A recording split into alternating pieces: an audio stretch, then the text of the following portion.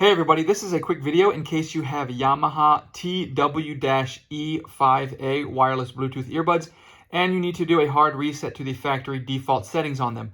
Now there are two reasons you might want to do this. The first one is troubleshooting. If these earbuds are not connecting to your Bluetooth device, or they're not pairing with your device, or if they keep disconnecting, or if you're only getting sound out of the left ear or the right ear, a lot of these issues can be fixed with a troubleshooting step of a hard reset to the factory default settings.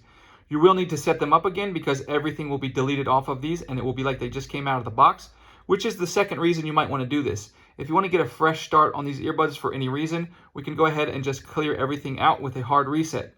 It's quite simple to do. You just need to take the earbuds out of their case, in which case they'll automatically turn on, so we need to force them to turn off. So you'll do this for both, but you don't need to do this simultaneously. You can just do this one at a time. We're going to press and hold for 5 seconds on the earbud, and after 5 seconds, you'll hear it say powering off or turning off, and it will turn off. Then you'll come and you'll have to press again for 7 to 10 seconds until the indicator light on the earbud flashes twice in purple. That means that the earbud is reset. Then you can do it for the other earbud. Once that happens, you can turn them on and set them up as new earbuds.